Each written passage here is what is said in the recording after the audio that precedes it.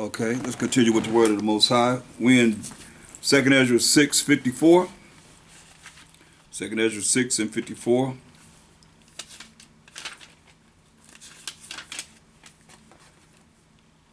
All this have I spoken before thee, O Most High, because thou madest the world for our sakes.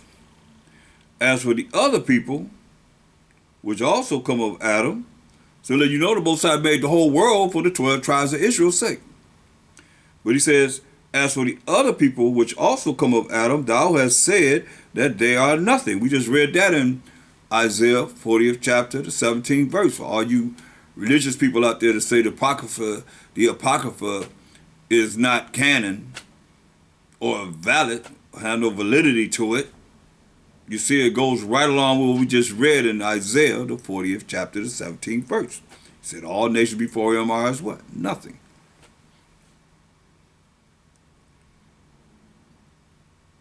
Verse 55. All this have I spoken before thee, O Most High, because thou madest the world for our sakes. So he made the whole world for our sakes, the children of Israel. As for the other people, which also come of Adam, so some people are considered people. There's some people that's, he said, is a no people and a foolish nation.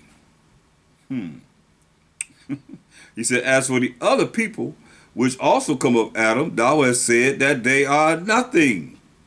They're nothing. That's what says the Most High. But be like unto spittle. He added more to it. But be like unto spittle. That's spit. And have likened the abundance of them unto a drop that falleth from a vessel, a little drop of water.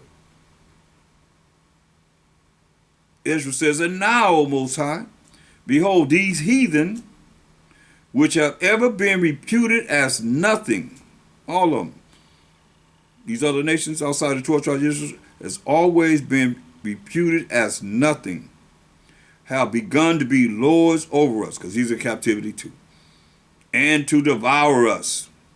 But we, thy people, whom thou hast called thy firstborn, thy only begotten, and thy fervent lover, are given into their hands. Captivity, slavery, and bondage. Over and over again. If the world now be made for our sakes, why do we not possess an inheritance with the world? How long shall this endure? We've always asked that. Look at Acts the 1st chapter, the 6th verse. We've always asked that.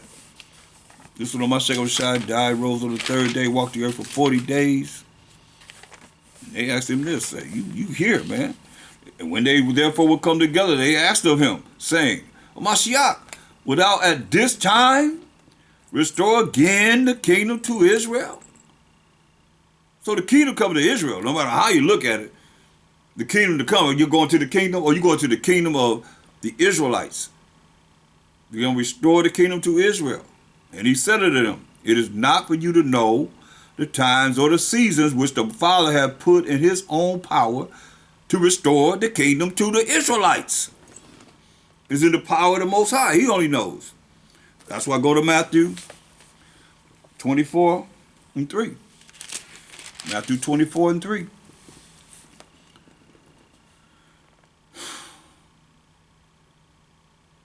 And as he sat upon the Mount of Olives, the disciples came unto him privately, that's with no one else around, saying, tell us, when shall these things be? When shall these things be?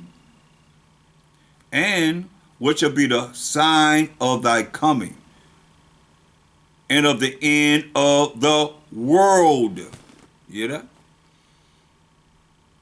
What's going to be the sign of Mashiach coming and of the end of the world? The world that we're in now. And the Mashiach answered and said unto them, take heed, pay attention, be aware that no man deceive you. Don't let no man deceive you. For many shall come in my name.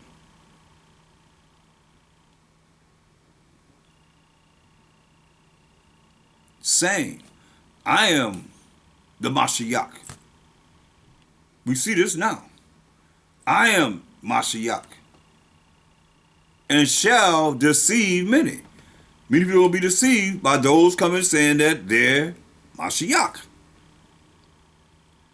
And you shall hear wars and rumors of wars.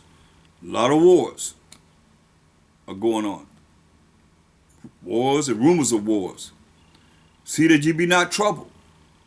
For all these things must come to pass, but the end is not yet. All these things that you see happening, that he's saying going to happen, he said, but the end is not yet. It's not the end yet.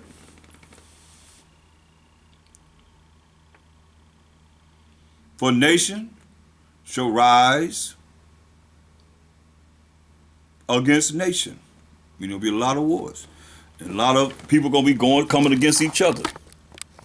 They'll be going against each other. Nation against nation. And kingdom against kingdom. And there shall be famines. There'll be food shortages. And pestilences. Diseases. And plagues. As we see this coronavirus